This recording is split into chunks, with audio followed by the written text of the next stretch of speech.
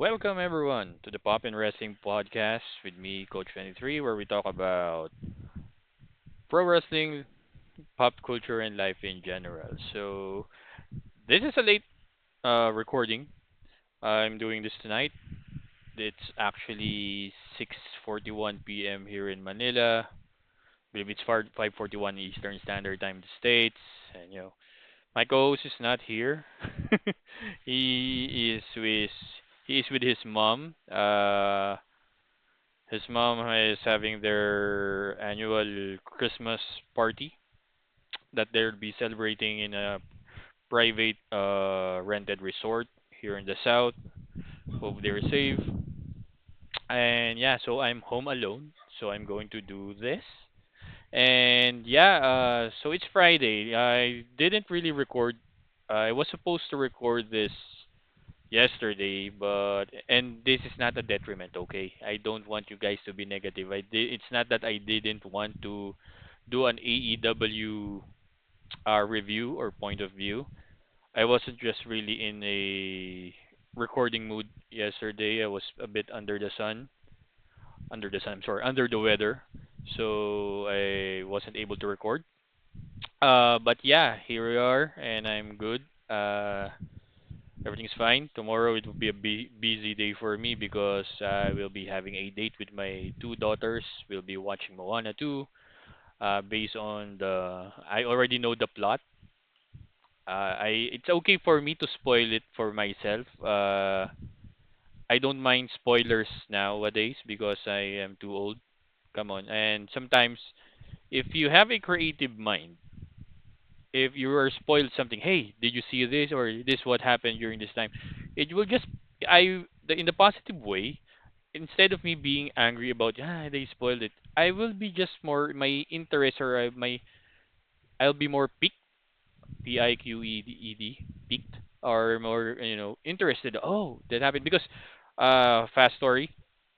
Uh, I returned to reading and collecting comic books way back 2006 2007. I read this book, graphic novel, called Infinite Crisis from DC, and it's a novel. It's not really a visual one. It's just you read it. Yeah, it's visual, but you read it. There's no art or whatnot. And while reading it, it got my interest. Oh, maybe this is how Superman punched Doomsday or whatnot. How Batman, fought Deathstroke. So it got my interest more, in a higher level. And when I bought the graphic novel itself, I wasn't disappointed because most of the what I saw, oh, this is how they are. I wasn't really. It's like the movies. If you read the books of Harry Potter or Lord of the Rings or whatever book that's been, adapted to a movie, sometimes we'll be disappointed. Oh, why didn't they do this? Why didn't they? Harry Potter, Half Blood Prince did that for a lot of reason.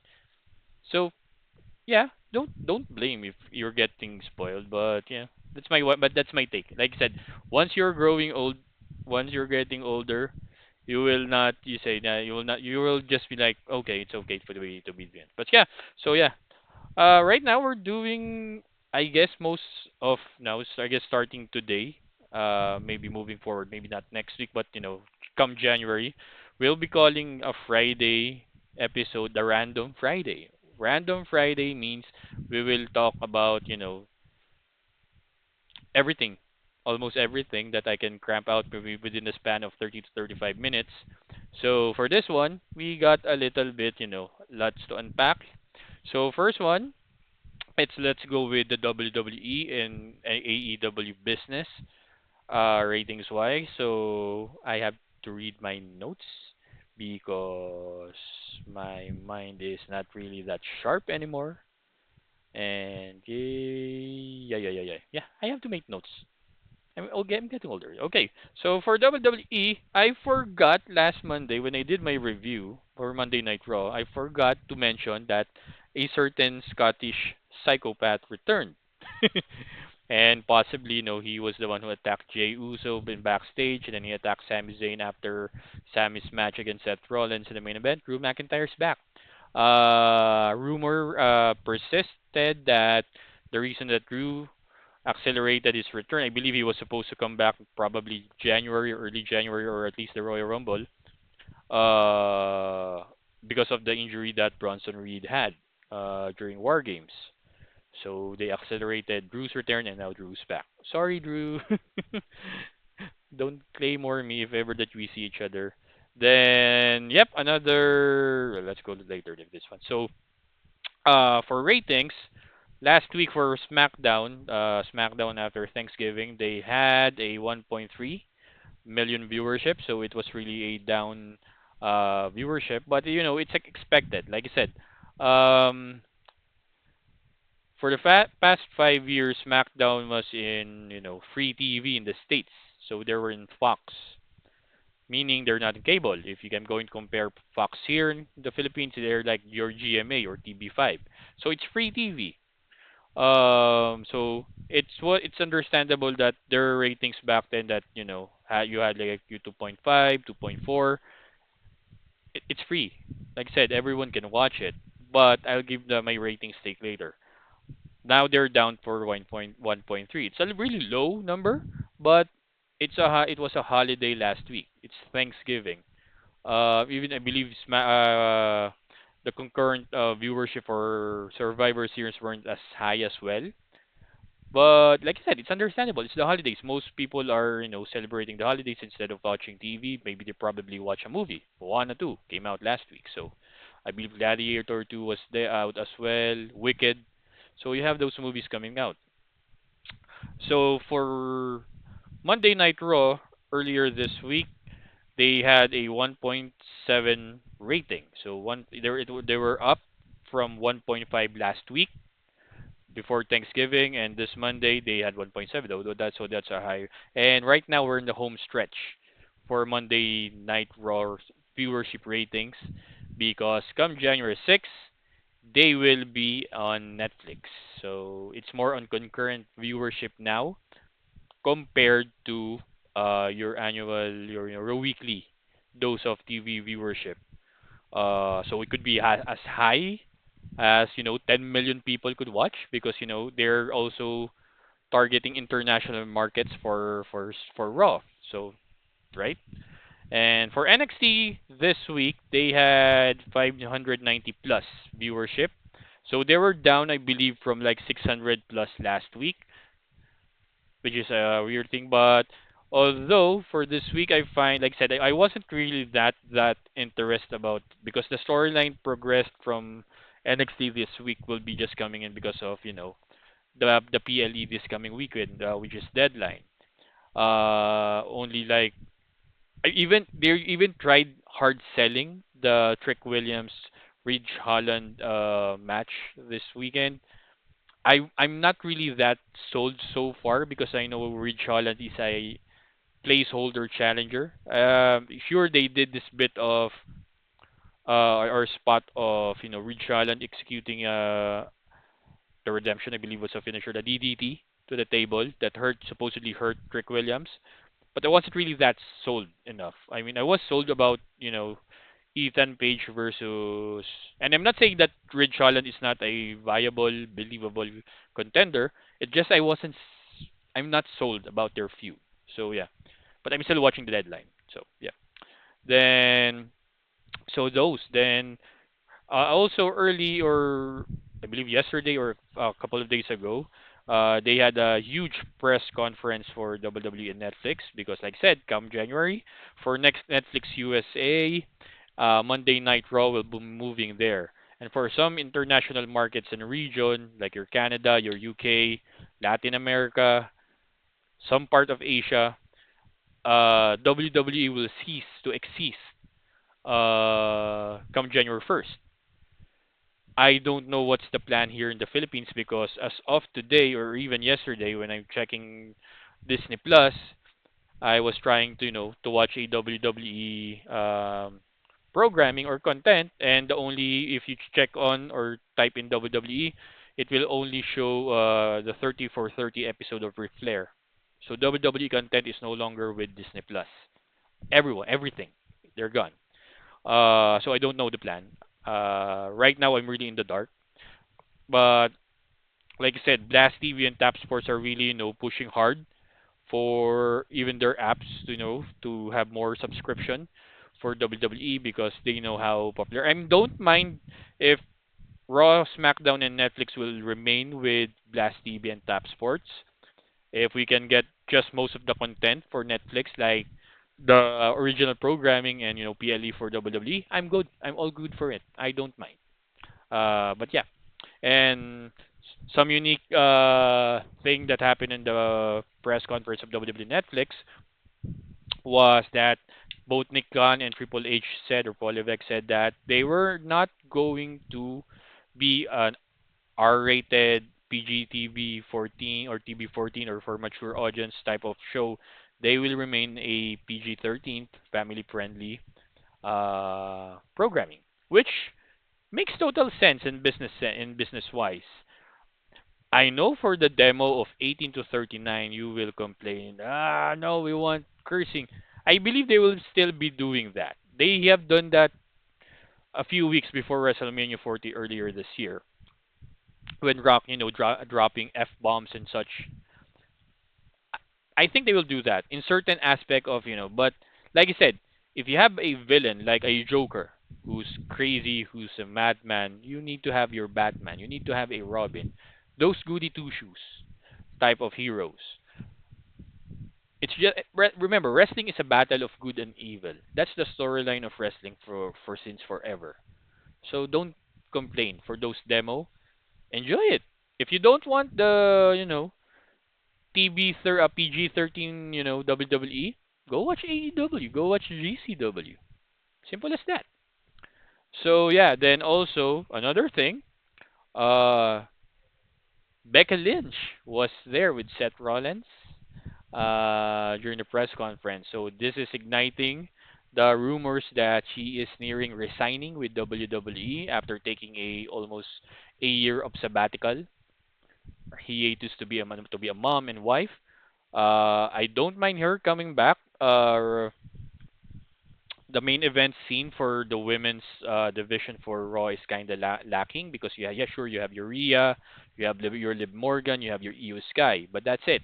But I understand still because I believe the plan right now, or what I'm looking at for the women's world champion, keep the main event performers at a minimum and let those other women, because they're, like I said, they're introducing the women's intercontinental championship, the mid-card title, a workhorse title. Let them fight for it and let them that title elevate them to the main event level. Because there are some people are complaining, yeah, you have your Liv, you have your Io, you have your Rhea, then most probably your Becky Lynch's or Charlotte Flair's. Yeah, those are main events. Same with Hogan when Hogan was the champion in the 80s. Same with Stone Cold when Stone Cold was like the champion in the Attitude Era. When he was champion, you have your Undertakers, you have your Dwayne Johnsons, your The Rocks, Undertaker, Mick Foley's. That's it. Those were your main event level back then.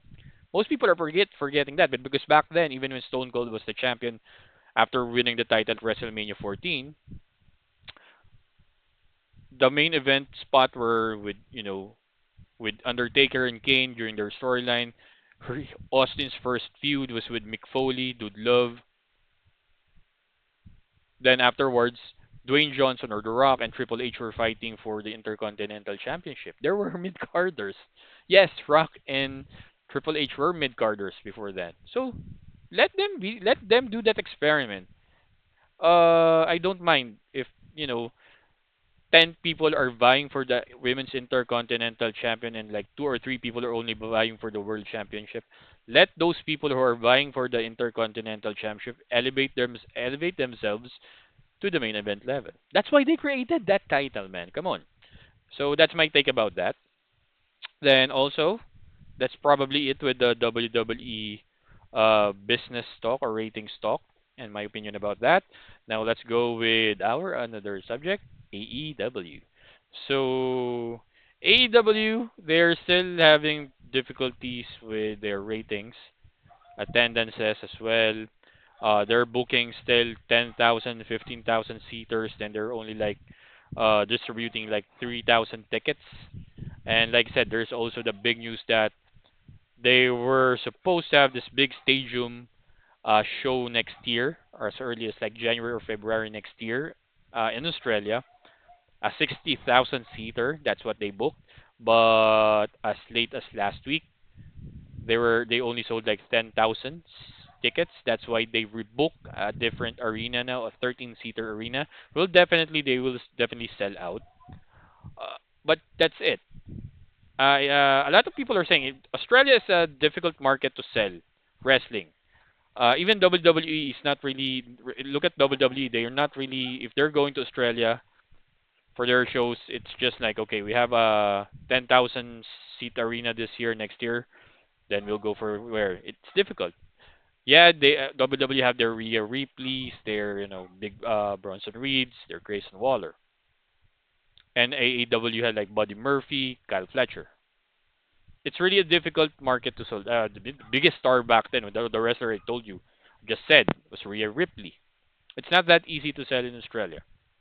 And people who are living, if you know the geography of Australia, traveling for the Northern Territory to Tasmania is much, much farther and longer travel time than from North Territory to the Philippines.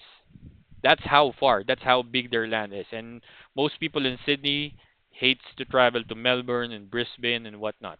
They hate traveling in their own country because it's a vast, I'm not saying wasteland, it's a vast land area. So yeah, it's difficult to sell, an AEW programming there unless, you go there like in a monthly basis. If ever to like book like a 3,000 seater, it's difficult. Um, so that's the another news. They're tumbling.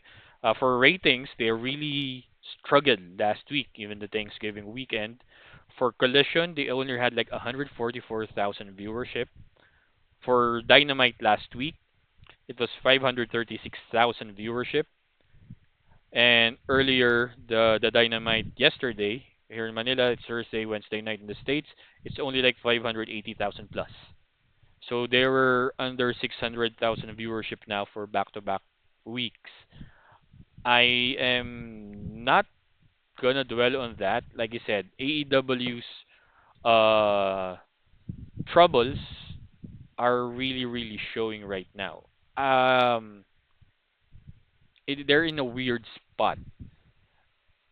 I I don't know. They like I said I'm not okay. WWE has their tournament because they're going to introduce new championships. Their AEW booked this tournament for just the number one contendership for the Continental title that Kazuchika Okada currently holds. And if you're doing that most of the time, it loses its prestige. Sure, you can say, what about Money in the Bank, Money in the Bank, Royal Rumble, King and Queen of the Ring? Those are PLEs. But if you're doing this like tournament, like every week we have a tournament just to determine number one contender. Even for me, even when WWE does that, I'm like, another tournament. It loses prestige. I mean, I don't know. Maybe this is just the jaded part of me being a fan. Their storyline of the Death Riders.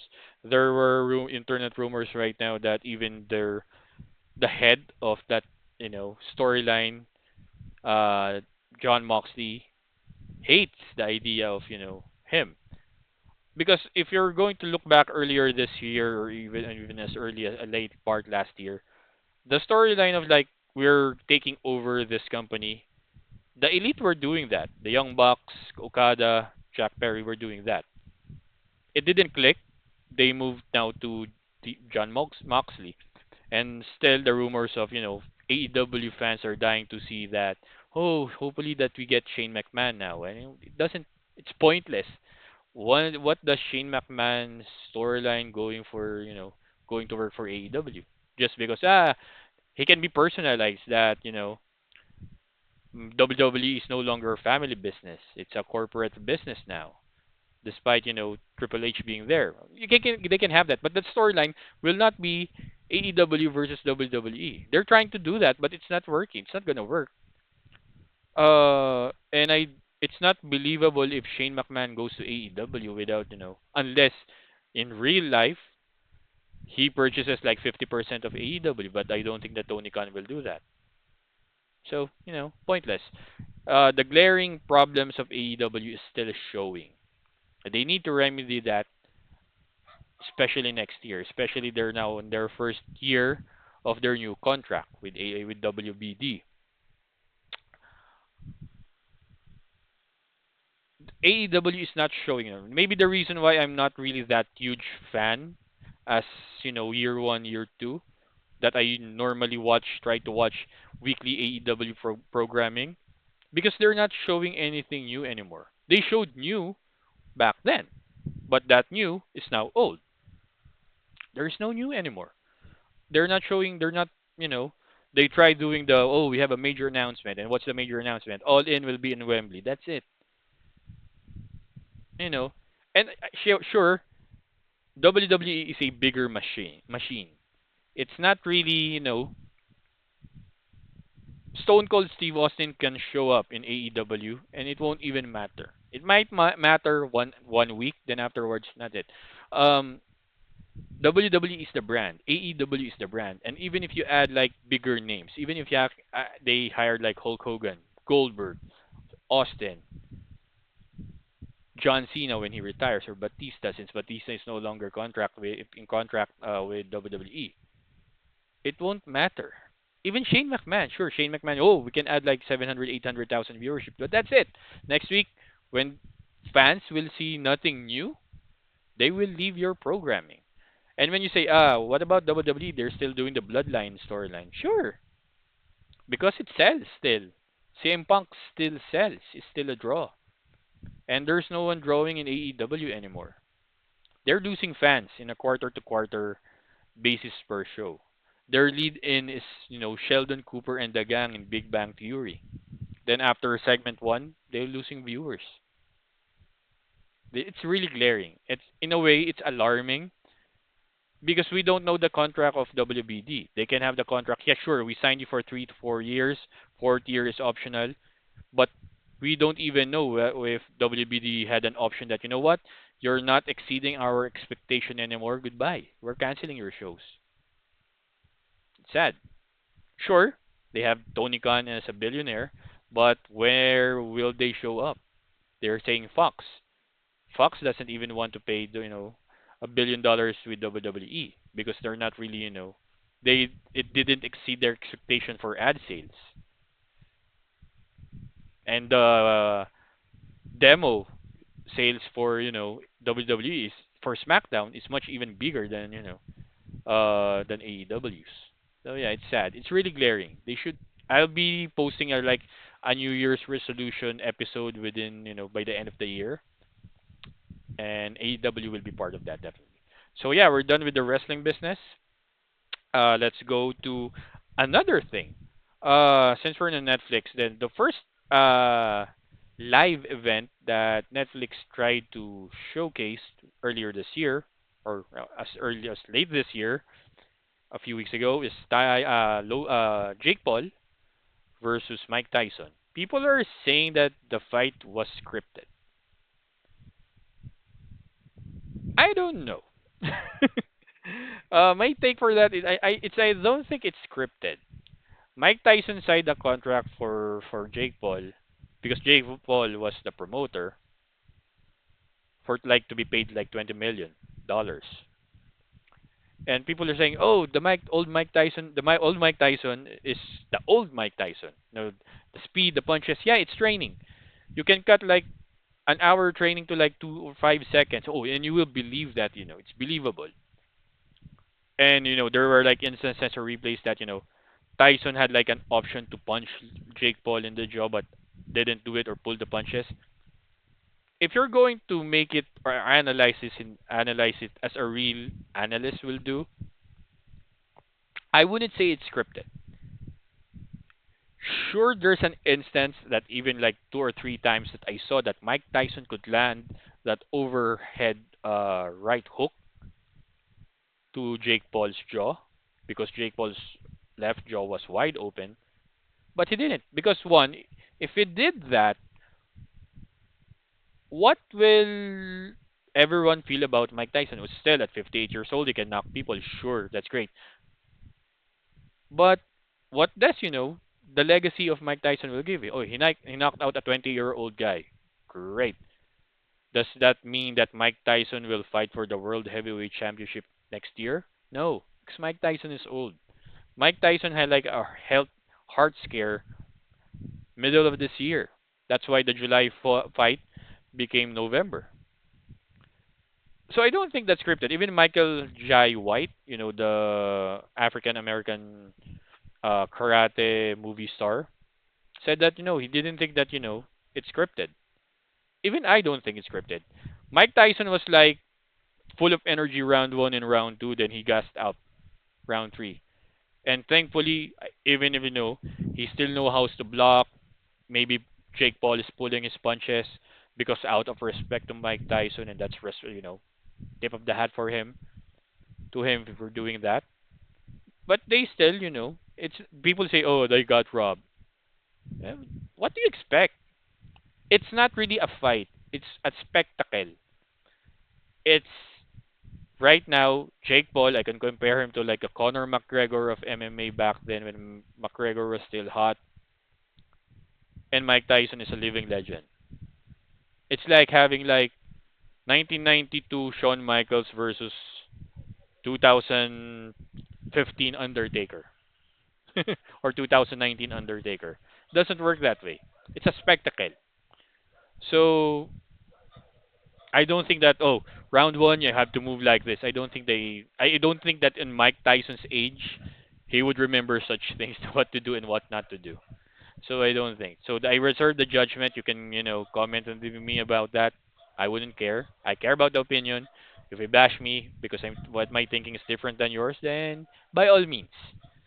So yeah, then another one, like I said earlier this week, the DC Arrowverse officially ended, which ended an era of TV programming for DC shows, and yesterday a new era started for DC Studios. Um, the first official project of James Gunn's DC Studios with Peter Safran started yesterday with Creature Commandos with episode 1 and episode 2 at the Max streaming site or streaming app, and it's fantastic. It's one of the best animations I've seen. The artwork of animation is almost perfect to me. Like I said, I don't believe such thing is perfect, but it's almost that. Uh, the storyline, the classic James Gunn, seriousness with a little bit of comedic timing there, even it's an animation. I can't wait for the entire season to come out. I believe until this, within this month, until early or mid next year. And afterwards, the next project for James Gunn is Superman. I believe they're saying that by next week we'll be seeing a new trailer or the first official trailer for Superman. I can't wait if ever that's true. I believe in James Gunn. Nothing against Zack Snyder and the Snyderverse. Like I said, they did perfect casting for almost perfect casting for the characters for James the Snyderverse. They created story that has that impact within the Snyderverse.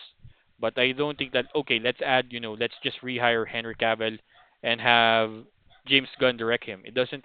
I don't think it will work because it's not about just loyalty of Henry Cavill to Zack Snyder, but people were just going to compare if Henry Cavill was the one who was cast as Superman for James Gunn's Superman, and they will just see, oh, he just act a clumsy way compared to Zack's. There was still that comparison. I know that right now there's still comparison, but reserve your judgment. What don't put a hashtag or you can put a hashtag, but it's your decision. It's your prerogative of fire James Gunn. Give him a break. Give the guy a chance. He did exceptionally well with Guardians of the Galaxy and the series of Guardians Galaxy. Got one, two, holiday special, and three. I love the third part. I love the third part of Guardians of the Galaxy. Uh, he made a great trilogy in terms of Marvel Cinematic Universe. So reserve the judgment for DC Studios and James Gunn. But I highly recommend Creature Commandos. You will not regret it. And the storyline of, the progression from the Suicide Squad, part of it, to Peacemaker, to Creature Commandos. It's really, really, great, if you ask me. And lastly, the topic for Random Friday, it's this one. If you see on my background, there's this store, Comic Quest. This is actually the store now in SM Mega Mall here in the Philippines, here in Manila. It's the last one, the last open shop. And they announced in Facebook a few couple of days ago that they are permanently shutting down the stores uh, January 5th next year, 2025.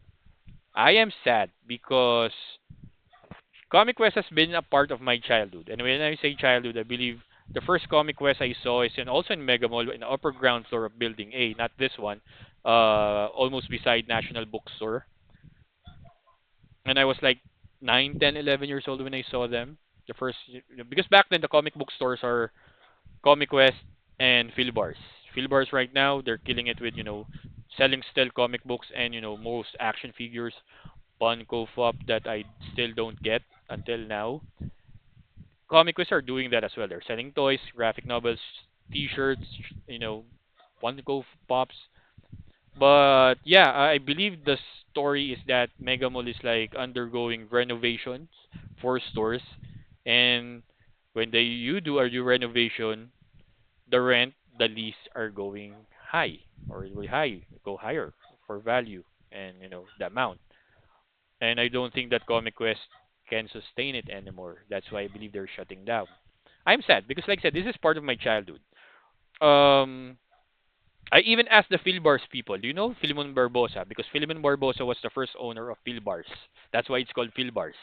And when I asked like the Philbars in uh Festival Mall here in Manila, they said we don't know who Philemon Barbosa is. I believe he sold this to a different person. Oh, okay. They were just retained the title. So for Comic Quest, it's part of my childhood. There are a lot of comic books that I bought. Well, I'm still buying though, but now mostly are online because even I can't, that I believe the last comic book I bought from Comic Quest was the Return of Superman graphic novel. That's it.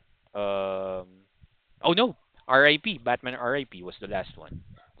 I'm sad because Comic Quest has been a part of my childhood. It's a part of me growing up as a comic book fan, comic book reader when I was a kid, now to comic book fan.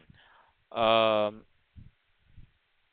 I download comic books in my phone, but I still have my hard copies. And Comic Quest was one of the first stores that I liked. That, oh, even if it's like when my mom is going to promise me when she got her payday or payout at the time, Mom, I want to buy that one. Yeah, we'll buy it. Infinity Crusade, I bought it there. Wolverine Blood Hungry, I bought it in Comic Quest. It's sad to see like these stores closing down. When Comic Quest Festival Mall closed down, I was really really sad. They closed down during the pandemic, as well as the toy stores that buy my action figures. Then they closed down. It's sad to do that because it's part of me. It's a part of me being a fan. It's a part of me being a nerd. I hope it's not really the end for Comic Quest. If they can still, do an online type selling, I probably will buy more in there. Um, because I understand if they sell a comic graphic novel for like say Death of Superman like 700, but you can buy it online for 500. I get the 700 because you have to pay for your staff, you have to pay for your lease, you have to pay for electricity. But it's just sad to see that part of my childhood starting to close down. But I guess it's part of development of an evolution of life. Like I said, I hope this is not really the permanent end for Comic Quest because you know it's not just me. A lot of people are commented there in their Facebook page that we're sad to see you go because we really are. We really really are. No, it doesn't really matter if you're 41 like me, 23 like other people who are still buy their comic book shit there. Sorry, the shit is positive, not really negative. Or your toys there in Comic West because they have some figures that they're selling compared to like a Toy Kingdom and such, or your local toy store. Because like I said, we grew up there. We grew up with this stores, and I hope it's not really the end. I hope for the physical stores it's still the end, and hopefully they still come back and bounce back. Book sale is even like closing some stores, and I'm sad because I'm buying my.